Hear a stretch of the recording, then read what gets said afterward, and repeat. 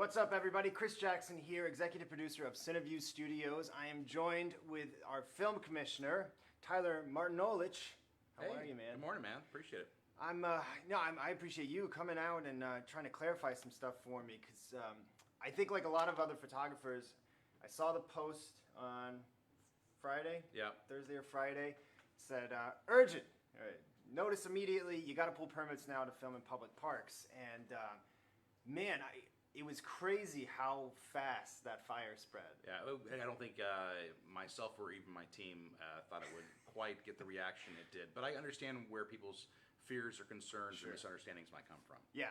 So what I wanted to do today is just kind of from a photographer's point of view, who films films and photographs all over Tampa Bay area, is just kind of get some clarifications on the permit process itself, how much it's going to cost me, why I have to do it, and especially now with times being so strange with the pandemic and all that stuff, it's like it feels like one extra thing we have to think about. And so if we do, why? So I guess the first question is, what brought about the change for photographers to have to pull permits? To start, us requiring permits for photographers is not new. It's been on the books as far as an ordinance for the county for the last 7.5 years. If you look at Pinellas County, I'm obviously the film commissioner for Hillsborough, but Pinellas also has similar ordinance language. Miami, Orlando, basically any metropolitan area in the United States is going to have some form of an ordinance requiring permitting for everything from music videos, short films, photography, commercials, feature films. But all the language, unfortunately, is sort of captured in one phrase or definition, and the definition is commercial activity. That's where we draw the line between a hobbyist and someone getting paid for their work. Now, I think where the misconception might have come from is that we just don't have the staff or the ability to enforce a lot of these ordinances as often as possible. So in this time when we have a pandemic where parks officers are perhaps patrolling a little more often to make sure people are socially distancing, I think we've run into a situation where they're catching more people who are shooting unpermitted, whereas before they might not have had as many. They didn't catch them. They didn't catch them, correct. Yeah. So, no, I mean, it makes sense that, so to be clear, like every other major market that I shoot in, whether it's Miami or New York or wherever, like I have to pull a permit as a paid photographer. It's just what I have to do. But typically, if I'm a hobby, if I'm shooting with like a model just for fun, no money's being exchanged, typically you can slide in and just do your photo shoot. Are you still able to do that? And yes. So I want to be very, very clear. Commercial activity is what needs to be permitted. So if you are being paid for your shoot, that is considered commercial activity. If you're not being paid for your shoot, that's considered incidental. That's a hobbyist. That's a father playing with their kid in the park and taking photos with their cell phone. That's not the people we're trying to police or patrol. Now, I will tell you that there is an exception. If you are a hobbyist, or the example I use is a father playing with their kid taking photos, if you are introducing potential tripping hazards or large props into a public space, even if you are not being paid, you will still need to pull a permit. And that really comes down to safety and liability. Okay, so let's say it's a free shoot, right? And I want to set up, an off-camera light, just to kind of blast onto the model or whatever. Sure. I mean, that at that point is a tripping hazard for anybody, right? And that's really no different than if you were going to the park to play volleyball and all of a sudden you staked out a volleyball net in the middle of the main lawn. That is public space, and while you have the ability to enjoy it, you don't have the ability to impede it. And that's really why we require people to pull permits if they're bringing extra or excessive equipment into the park. So the example you use, let's say you had a strobe and a K-stand. If you had it set up, God forbid, in a sidewalk area, that's an obvious tripping hazard. But even if it was off to the side in the grass, that's still a potential tripping hazard. Remember, you have the ability to control your own actions. You don't have the ability to control other people's actions. An example I like to use, this goes back a couple of years ago, but a photographer, and this happened to be on the Riverwalk, had some excessive lighting equipment, did not pull a permit, and put their equipment off to the side but still on the Riverwalk. And there was a woman enjoying her morning bike ride. She had her earbuds in. She wasn't paying attention, nor should she be expecting to come around a corner, right, and run into equipment. But in this case, she comes around the corner, didn't have enough time to react, and slammed right into not only a bunch of K-stands, but also the little putt-putt generator he had out there. It wasn't even battery operated. He literally had a generator. It flipped the bike. This poor woman really, really injured herself badly. I mean, like an ER visit. And that was just an unfortunate, but it should have been a preventable situation. Yeah. Had we pulled a permit for that, we would have made sure that, one, the photographer or the hobbyist or whoever it was had liability insurance. Yeah. So if something did happen, then at least there was a recourse to make everyone whole and compensated. But also we would have said, okay, this is a tripping hazard. Let's figure out how we can alert people to this potential tripping hazard. And maybe that's something as easy as, grabbing a quick safety cone and putting it out a little further or ahead of the... Just something to be proactive. Anything. Yes, proactive. Obviously, accidents are going to happen, but our job is to mitigate as many possible actions or accidents as we can foresee. There's always going to be something that just no one can predict. But in this case, if you looked at how it was set up, anyone objectively could have looked at that and said, this is probably dangerous, this is going to result in something happening. Yeah. And I think the misconception here is that the Film Commission is trying to hinder or stifle creativity by making us go one extra step, and if we don't go that extra step, then we don't get to shoot anymore. Yeah. When really it's more about protecting, in my opinion, this is why I pulled permits even before the ordinance, was just because it protects me as a photographer, it lets the city know what I'm doing, and then also gives me support if I need a sidewalk, they'll put up some tape or something like that, It's just going that extra step to protect the people around you. Exactly, and we really don't want to inconvenience anyone, and a little later on we'll explain the process of pulling a permit. But to your example, not only are we able to look at the situation and see, okay, these are the potential hazards, we can address those, but we're also, as a creative, making sure you're getting the shot you want. So if you wanted to go to, let's say, Julian B. Lane Park, and you wanted to be next to that giant green sculpture that's out there right now, you own that space for the time that you pulled, so that if you had a park goer that was refusing to leave that area, or they decided to set up a chair to sit in front of your shot, because you pulled a permit, a park ranger, a park staff member can remove that person and say, nope, they should be here, you're harassing them, and now you have a clean shot. Yeah, well, that's a good point. I think that I just it's so bizarre to me that a public space like that, we have to pull permits for, even if we're not being paid. To me, it seems like it's bizarre to me that people think that's an issue, because what it really is protecting that environment as well. So, for instance, like photographers, whether we want to admit it or not, I mean, the word through the grapevine is that the Parks Department was like, hey, your photographers are literally stepping on grasslands here, protected areas of the park. They're destroying the park because they're coming in droves. And that's what I heard. Yes, and let's be very clear about this. There were some comments last week that it's one or two people doing these things. I will tell you, we have been putting off this step for a long time, trying to explain to the park system that we need to work through this, we need to talk more with the photographers. But the reality is, over the last 7 years, we have had hundreds and hundreds and hundreds of not only instances of park staff catching people in the act, but park goers calling in complaints, the cleaning staff coming in after the fact and seeing the aftermath of a photo shoot. Yeah. We have found everything from discarded prop champagne flutes, even a battery-operated full-scale wedding arch that was just left on the beach to rot, ostensibly. We've had photographers jump over the no-stepping areas on the sea dunes and climb up into those. Which are protected. Those are protected areas, right.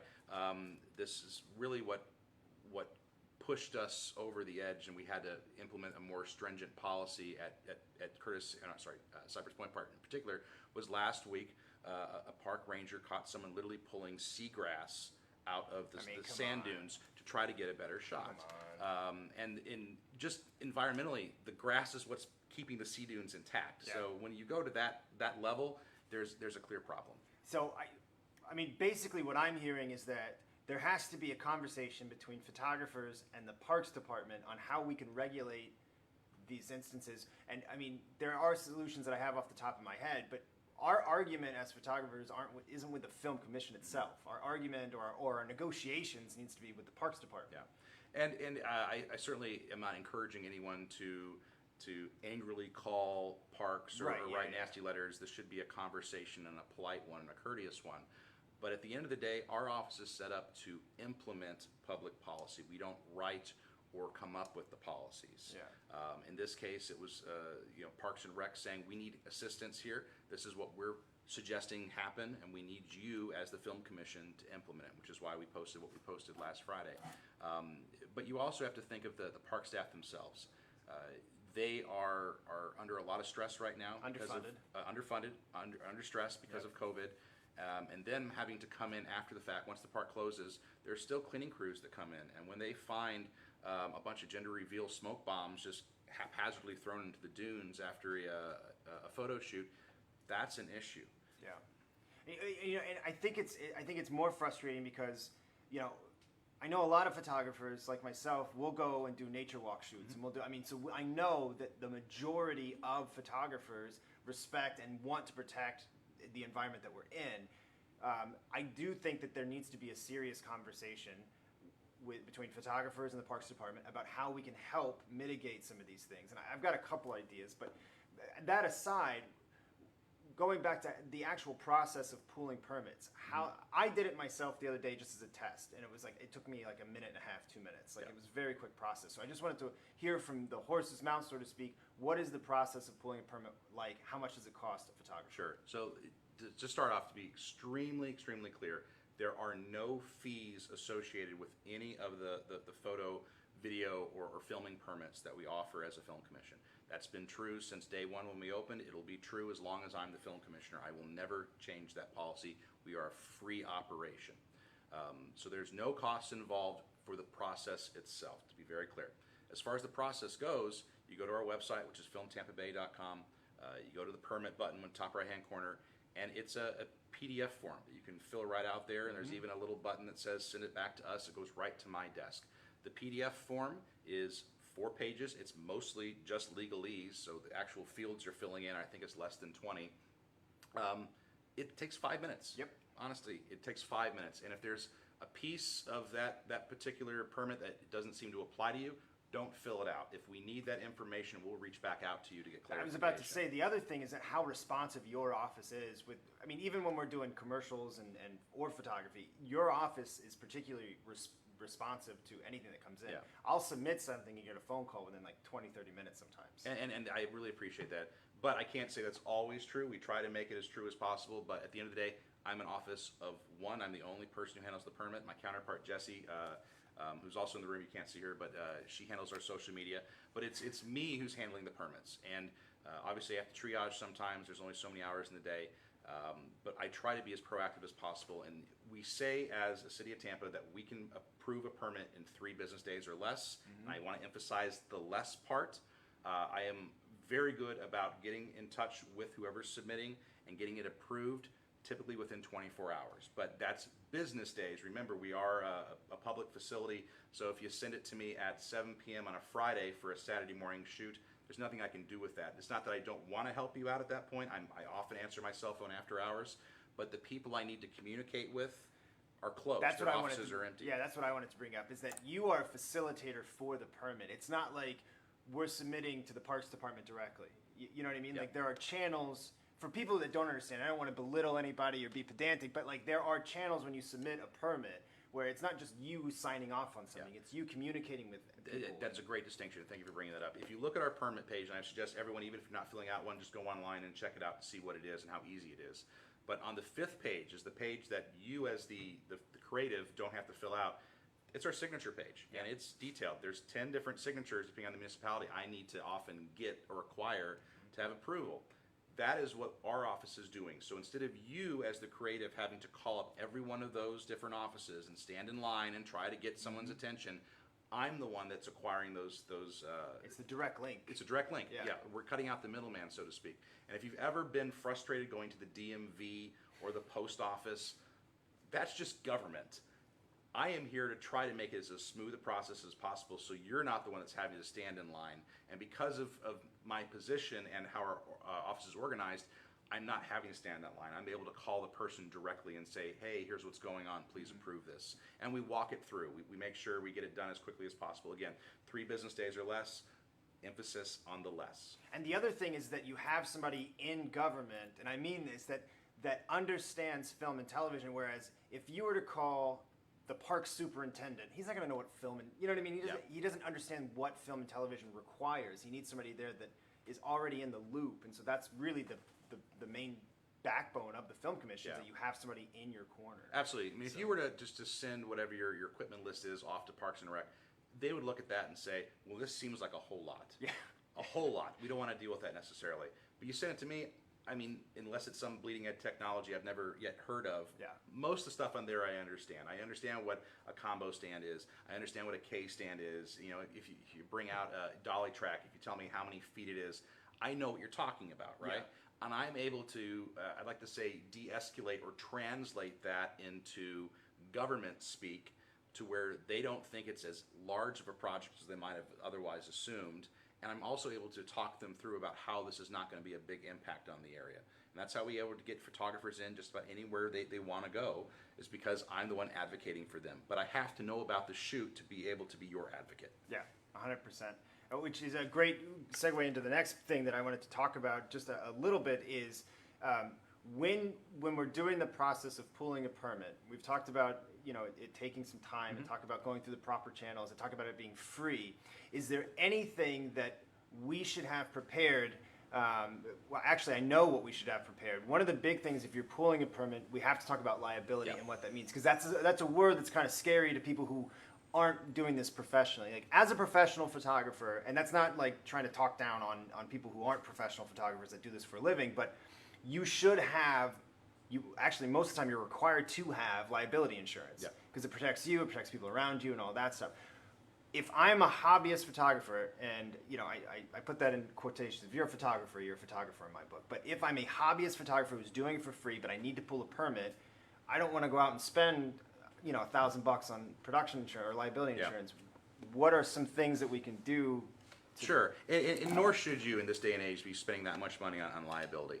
And you're absolutely right, there is a cost involved at some level, and that's always tied to your liability policy. Now, if you are a photographer who is running a business and is doing enough work consistently that it makes sense to have a year-long policy, go for it. It's competitive. You can reach out to any insurance agency to underwrite that. It'll probably cost you a couple $1,000s, but again, that would be for an entire year policy. And again, if you are a business consistently working, it makes all the sense in the world to go that route. But if you are a hobbyist or someone not being paid, or even if you are being paid, but you work sporadically and you don't want to have that long-term policy, there are tons of different underwriters out there right now that will sell you a policy, whether it's for the day, even down to the hour. And for people who like to do drone photography, they will even tie it to your actual drone, and the minute you take off is when they start charging you, and once you land, it stops charging.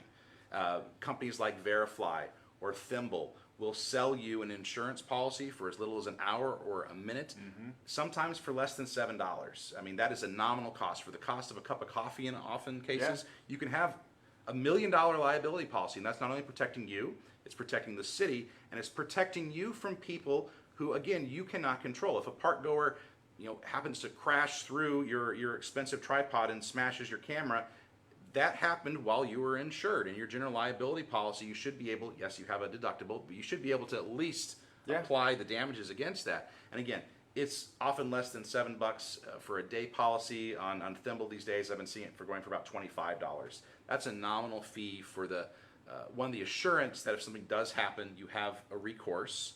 But it's also assuring that you can operate safely by pulling a permit in any municipality. That is always the threshold, no matter whether you're here, St. Petersburg, Miami, Atlanta, wherever. If they require a permit, oftentimes the minimum threshold to be able to apply is to have that certificate of insurance. And it's super easy. You can literally do it from your cell phone.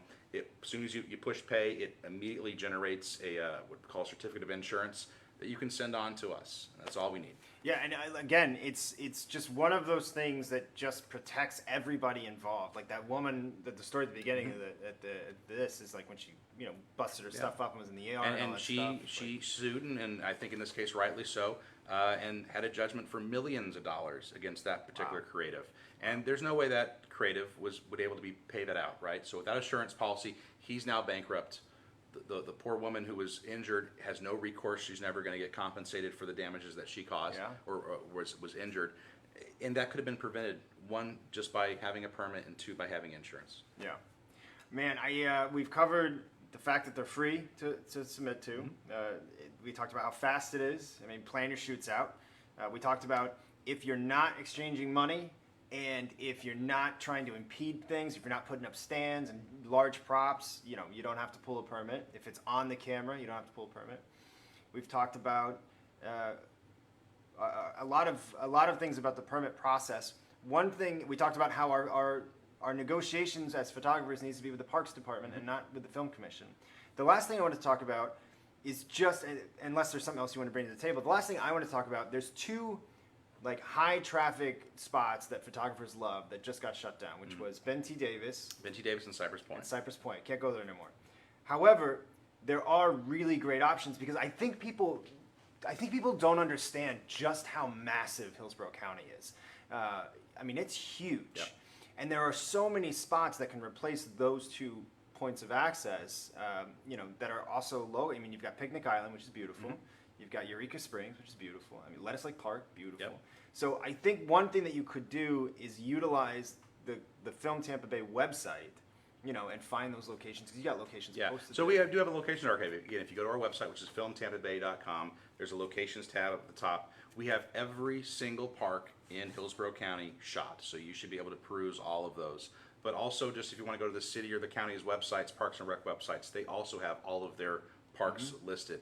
And you're right, Hillsborough County is huge. We go as far west as Rocky Point. We go as north as Lutz. We go as far east as Plant City and Thonotassa. We go all the way down and actually technically around to the Skyway Bridge. The Skyway is technically Hillsborough County because of the shipping lane. So we have a huge, massive stretch of land that people can find alternative locations for in the short term. Obviously, the goal is to get Ben T. Davis and Cypress Point Park opened as soon as possible, but I think it's going to take some time and negotiations, as you suggested. But for Cypress Point, I think Picnic Island might be a good alternative, but there's also Apollo Beach Nature Preserve, which has the same exact looks, the same exact dunes, and beach grass that Cypress Point does. So there is alternatives.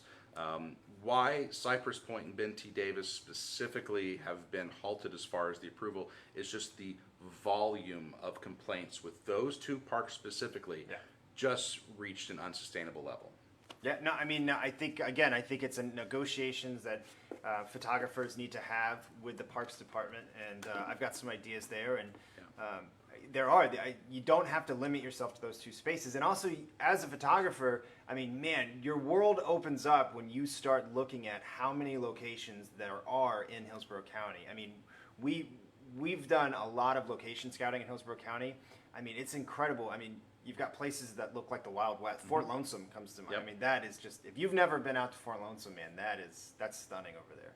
But I think that we've covered. Yeah, I will just cover one more thing, and I don't want to put the onus on the photographers themselves, because I do think it should be a conversation between us and parks and photographers. But if you are a photographer and you see a photo shoot going on or someone doing something inappropriately, I'm not suggesting you rat out your neighbor, so to speak, but in a private way, perhaps approach that photographer and say, hey, you can be doing this a different way. I think this goes back to one of the largest complaints is that people are just leaving props willy-nilly throughout the park.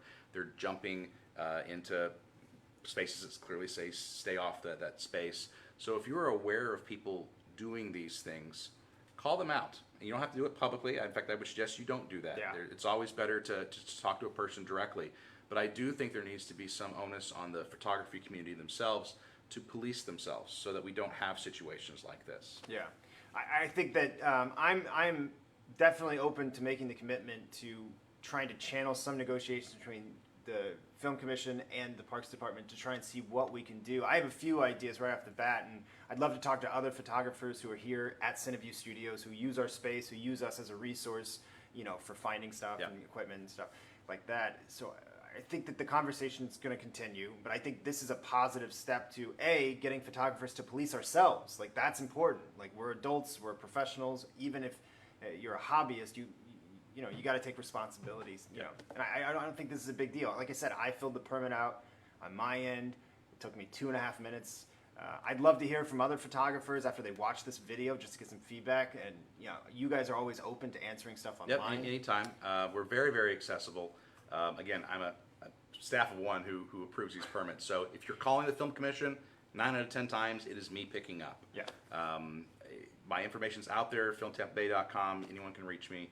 I'm very accessible. Yep. I think, is there anything else you'd like to say? Or I just want to thank you for hosting this today and inviting this conversation. But for any photographers out there, please reach out. If you have difficulty understanding the permit or wanting someone help initially filling out your first permit, I'm happy to do that, happy to walk through the process. And again, I think there needs to be a conversation with parks, but I would politely suggest you do that as calmly and rationally and politely as possible. No one likes to be yelled at. Yeah, you get more with honey than vinegar. Yes, always. Yeah. But I do think, to your point, I think this is a situation that can be resolved fairly quickly, but it needs to be one that it's comprehensively addressed so that we don't have an endangered areas of the park being hurt or damaged, that we're not unduly inhibiting park goers from just being able to enjoy the park, especially during Corona, where we're actively saying, please get out there and enjoy the parks as opposed to being in indoor spaces. So we really want to make the parks accessible to everybody so everyone enjoys it. Yeah. Yeah, no, I agree. Well, thank you so much. This Thank has been you, Chris. great. Really appreciate and it. If you guys have any questions specifically for the Film Commission, I highly encourage you to reach out. They're super responsive. And that'll do it for us here at Cineview Studios. Thank you so much. Thanks, bud. Appreciate it. All right.